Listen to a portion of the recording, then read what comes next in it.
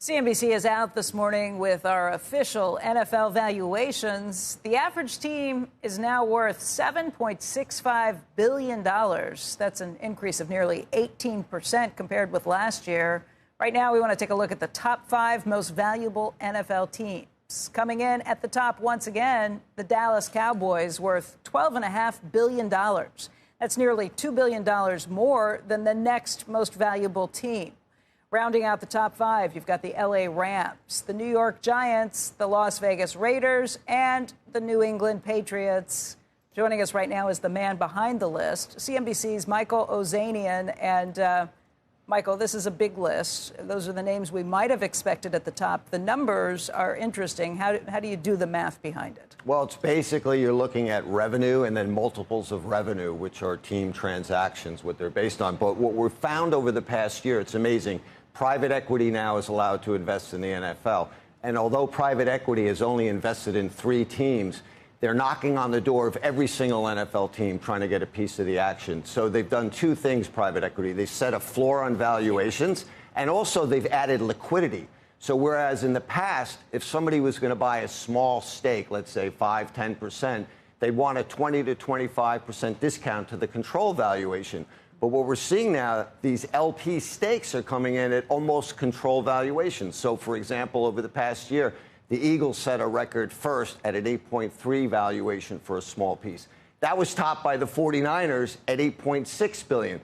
The Bears are waiting approval to sell a small piece at $8.9 billion. And now the New York Giants are on the verge of selling a 15% stake to Julia Koch at over $10 billion valuation. That's what I was going to say. It's another billionaire family that's in the running there, not a private equity firm that's stepping in. Exactly. But these families that are coming in are saying, you know, in the past, I have no say in how the team is run. I want a discount to what the control value is. Now they're saying, you know what, there's liquidity. There's private equity I can sell to.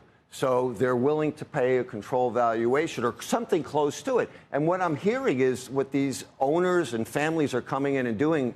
They're saying, look, I have $300 million to invest in the NFL. I want a piece of this club. I know the team's going to make a lot of money. I know the value's going to go up. The media rights are going up. So here's $300 million. Whatever percent of the team that works out to, and I'll go with that. We had Mark Lazary here yesterday from Avenue Capital, and obviously he used to be a big owner in the NBA or with Bucks. He's still a big sports owner, but I think he looks at NBA valuations and thinks it can't continue to go to the moon, to the moon, to the moon. Is it the same story with the NFL or not? I've been hearing that story since I started valuing teams in 1991. And the media rights and the value of this intellectual property, in my opinion, has not come close to being tapped out. You look at the NFL's deal with ESPN. ESPN doesn't even have the cash flow to pay for the rights anymore as they try to transition to streaming. So they're giving the NFL 10% of the network, basically to keep the NFL and to get the transition to streaming, to basically redo the bundle from television to streaming. I think the NFL is far from being tapped out. It's by far the most profitable league.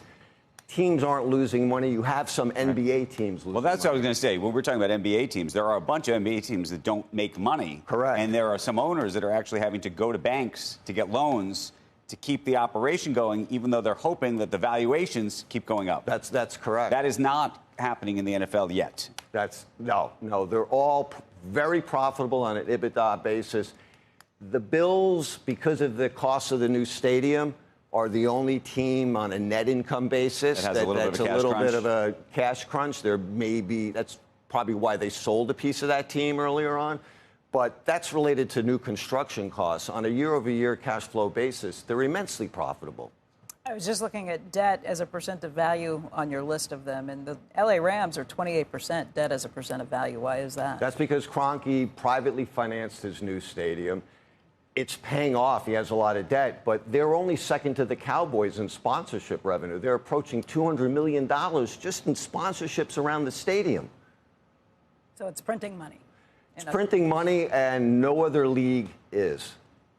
Mike, thank you. Thank you. We appreciate you being here today. It's a very big list, and we will keep an eye on this. We'll see you soon. Thank you very much.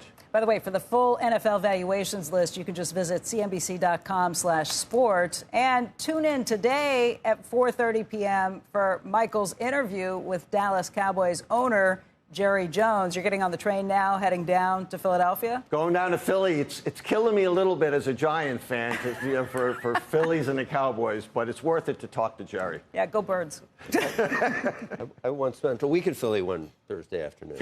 It's WC Fields Live. That's right.